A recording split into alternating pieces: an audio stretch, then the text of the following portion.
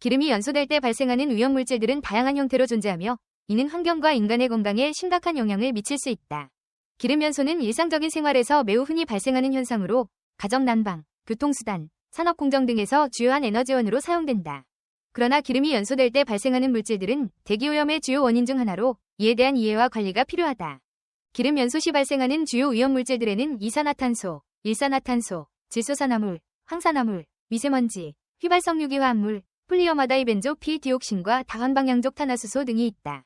이러한 물질들은 각각의 특성과 발생 메커니즘에 따라 다양한 위험을 초래할 수 있다. 먼저 이산화탄소는 기름 연소의 주요 부산물 중 하나로 화학식은 CO2이다. 이산화탄소는 지구온난화의 주범으로 알려져 있으며 대기 중 농도가 증가하면 온실 효과를 유발하여 지구의 평균 기온을 상승시킨다. 이는 기후변화를 촉발하고 극단적인 기상현상을 증가시키는 원인이 된다. 이산화탄소는 비교적 독성이 낮지만 대기 중의 농도가 높아지면 기후변화와 관련된 생태계와 인류사회에 광범위한 영향을 미친다.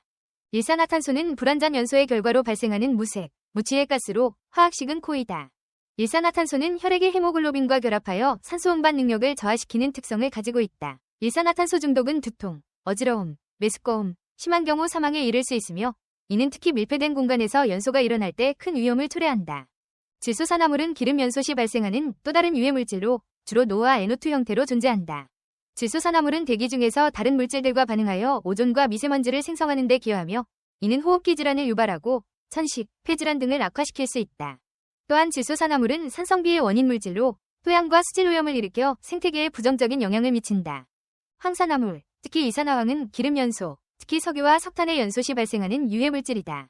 화학식 소위로 표기되는 이산화황은 호흡기 질환을 유발하고 눈과 피부를 자극하며 대기 중에서 황산으로 변하여 산성비를 형성한다. 산성비는 토양과 수질을 산성화시키고 식물과 동물의 생태계에 심각한 피해를 준다. 미세먼지는 기름 연소 과정에서 발생하는 고체와 액체의 미세한 입자로 PM10과 PM2,5로 구분된다. PM10은 지름이 10마이크로미터 이하인 입자를, PM2.5는 지름이 2.5마이크로미터 이하인 입자를 의미한다.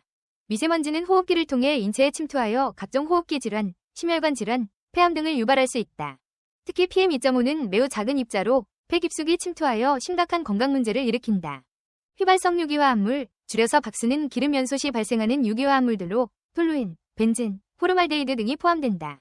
이들 화합물은 공기 중에서 쉽게 기화하여 대기오염을 일으키며 흡입 시 두통, 어지러움, 호흡곤란, 장기적으로는 암을 유발할 수 있다. 벤젠은 특히 발암성이 높은 물질로 장기간 노출 시 백혈병 등의 위험을 증가시킨다.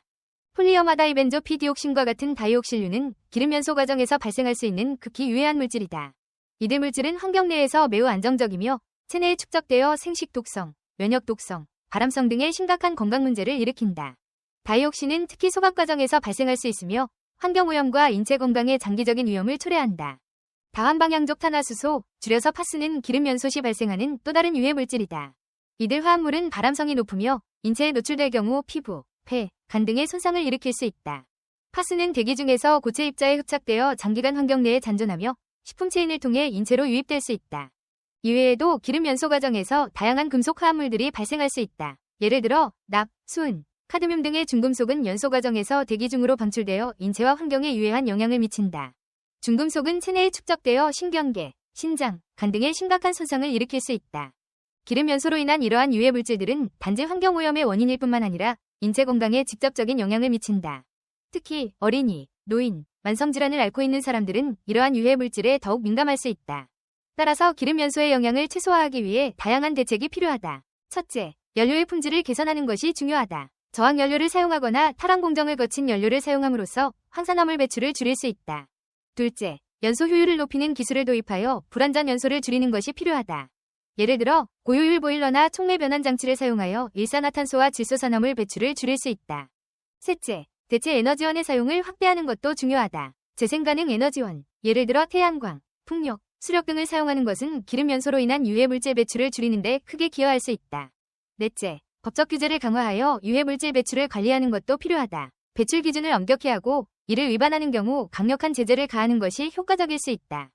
다섯째, 개인의 노력도 중요하다. 가정에서 고효율 가전 제품을 사용하고 자동차의 연비를 높이는 운전 습관을 가지는 것이 도움이 될 수 있다.